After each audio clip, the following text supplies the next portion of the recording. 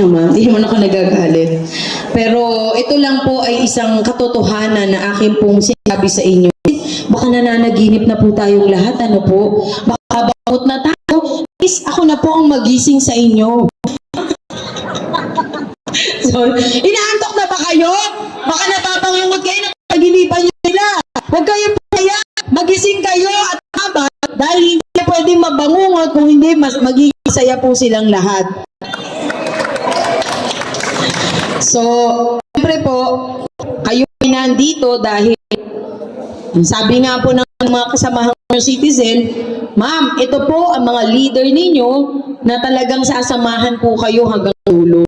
Diyos ko, saan po dulo ng hit or dulo ng kainan? Hindi ko po alam kung hanggang saan yung dulo na yan. Pero sana po, dulo po ng kinukasan natin. Alam nyo, kabisado ko po kasi tao sa San Andres, ano po? Kahit na hindi po kayo magsalita, alam ko po kung anong nasa isip ninyo dahil ako po ay batang San Andres, Bukid, Maynila. Hindi niyo po ako makukuha sa pangiti-ngiti dahil alam ko po kung ano ang damdamin ninyo. Aba, sabi ni nanay, Diyos ko, mamamalengki pa, ano ba naman to? Alam po ninyo, itong oras na ibinigay ninyo sa akin, ito po ang oras na pinakita natin na tayo po ay totoong Manilenyo. Na tayo po ay totoong nagmamalasakit, kaya nga po nagbihis kayo, nagbigay kayo ng oras, dala-dala nyo yung mga bag nyo kahit mabigat, walang laman. Dala-dala nyo yung mga pamaypay, dahil Diyos ko, baka wala tayo doon, akong init pa naman. Sa dami nyo po. Actually, nagulat nga po ako na marami kayo. Ilan po inabot, Press Lady? Dapat pala. Oh, Diyos ko, kaya pa ba nila yung 800 tayo maglalakad? Sasama po ba kayo sa akin o kunwari lang kayo? Maniwala kayo sa akin, napakaswerte nyo dahil ako magtatanggol sa inyo.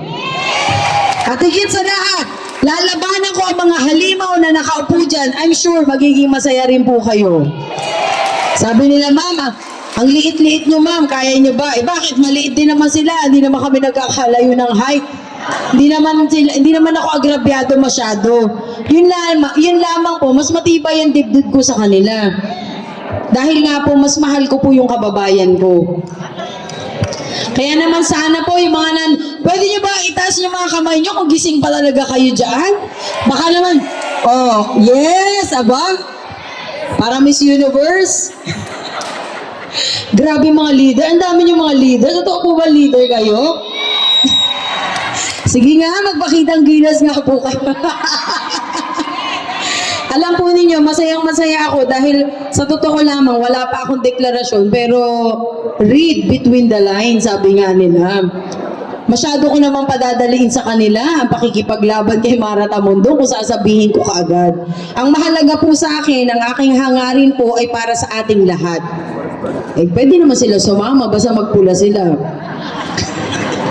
Pwede naman sila sumama, tatanggapin ko naman sila. Ako po talaga sa totoo lamang, siguro ako lang po yung tao na hindi ako name-personal. Ayoko po kasi name-personal eh, lalo na po kung nahihirapan na yung mga kababayan natin. Hindi po natin kailangan name-personal. Pero gisingin lang po natin yung katabi natin, baka binabangungot na at iba na ang binibigas na pangalan. Uy, gising yung wallet mo! Walang laman! Joke lang po. Siyempre po, ito naman po yung benepisyo na matatanggap ninyo. Ready na po ba kayo dyan? Sorry, paus na po. Ready na po ba kayo dyan? Aba, syempre, kung maghihirap kayo sa akin, papayag ba ako na wala kayong mapala? Ilang taon na po ba kayo walang napapala? Hindi ba kayo nagsawa na wala kayo napapala? Kaya sumama na kayo kay Mara Tamundong! Diyos ko, maawa po kayo. Ako na po nagsasabi, nagmamakaawa. Ako po ang taong maaabot ninyo at makakausap sa anumang oras. Nahihiya nga po ako dahil kapag ganitong may mga programa gusto ko ako pa nag-aayos ng upuan.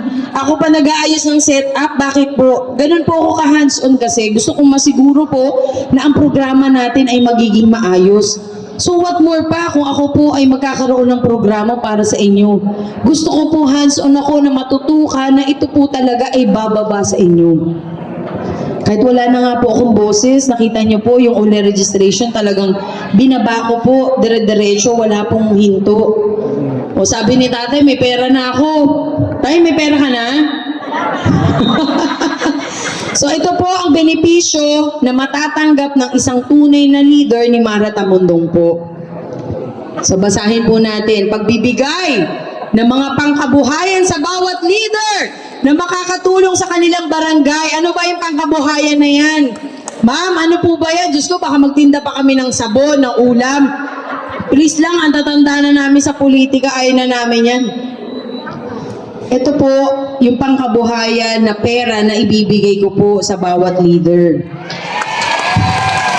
Mas gusto ko naman siguro, hawakan nyo na lang yung pera, konsensya nyo na lang kung di nyo talaga gamitin sa ayos. Kesa naman puro mga papel na mga isusulat nyo at papangakuan kayo, o pag bumaba sa barangay nyo, sama ka sa ayuda. Diyos ko, para kayo, tumaya na lang po kayo sa loto, baka may chance pa kayo. Baka may chance pa manalo, ano po, kahit na 20 pesos mamuhunan na lang kayo, baka yun may chance pa. Dito po sa aking programa, sa mga leader po na makakasama natin, magbibigay po ako ng 30,000 pesos. Sa bawat leader, pabilangin nyo na ilang kayo, 30,000. So, ang gagawin nyo lamang po, mag-oath taking kayo ngayon sa akin, magre-report po ang inyong mga zone leaders para malaman po natin kung sino po talaga yung sa atin. At yung sa atin talaga, na makikita ko pa, ay siya pong makakatanggap ito.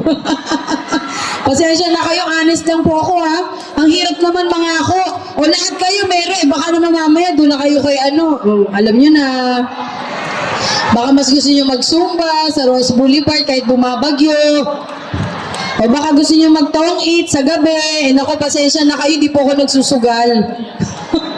Hindi naman sa pamimintas, pero ang isang Pilipino po kasi ay mas pahahalagahan mo ang iyong pamilya, ano po. Mas bibigyan mo ng oras na ikaw ay makasama ng nanay mo, tatay mo, magluto ka sa bahay, kaysa po mag-tong eat sa labas. Hindi ko po yan matututunan. Medyo talagang may ano po ako may disiplina po ako sa sarili na para sa akin po, ang bawat sentimo na pinaghirapan ng aking mga magulang, na pinag-aral sa akin ay dapat po mapunta sa tama. Para ang biyaya po ay tunay nating matanggap. Okay ba sa inyo 30,000? Ewan ko na lang sa inyo kung ayaw nyo, bahala na po kayo.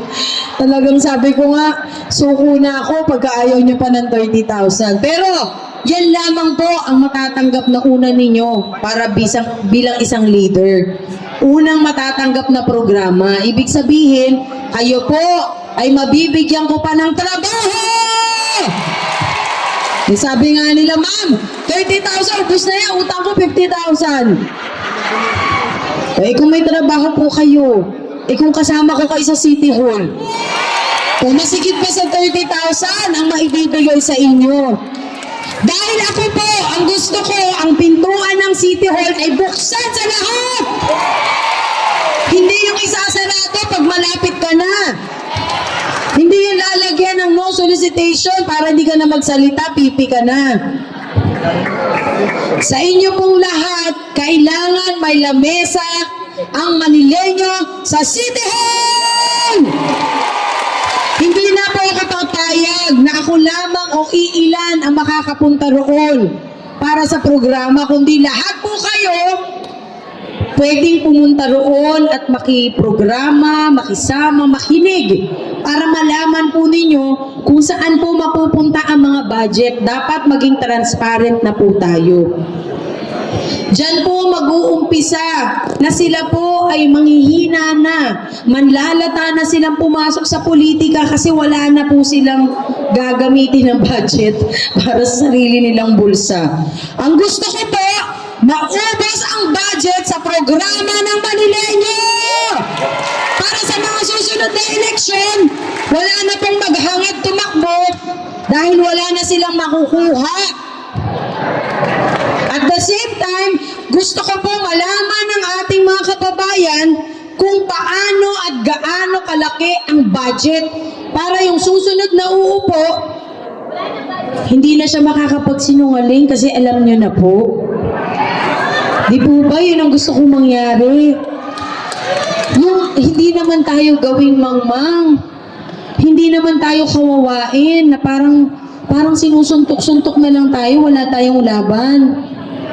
Eh ngayon, suntukin na lang natin po sila pabalik para sila ay magising sa kanilang pagkakatulog. Huwag na po kayong pumayag. Please lang po. So, ito, okay na po ba sa inyo yung ating mga programa? Ngayon po, meron akong pinaserox dito. Kasi na yung pinaserox ko. Ayan. Ang gagawin niyo po dyan, para malaman ko po kung sino yung mga leader ko sa bawat barangay, mag-oath lang po kayo, isusulat niyo yung pangalan, cellphone number, address po ninyo. Dahil ako po ang direktang makikipag-usap sa inyo po.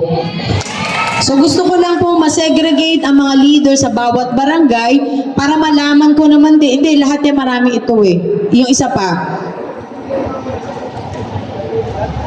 Pagkasulat po ninyo, ibalik po nyo sa akin. Kasi kailangan makita ko po kung sino po yung mga baka naman mamaya maibigay ko kay Tom Cruise yung ano. Eh di sayang, hindi ko kayo kilala. Dapat kilala ko po kayo. Para naman alam ko po kung sino ang aking makakasama. Pwede bigyan nyo na sila isa-isa. Ayan dyan ka Eric sa kabila. Erwin, dito ka na lang sa kabilang side.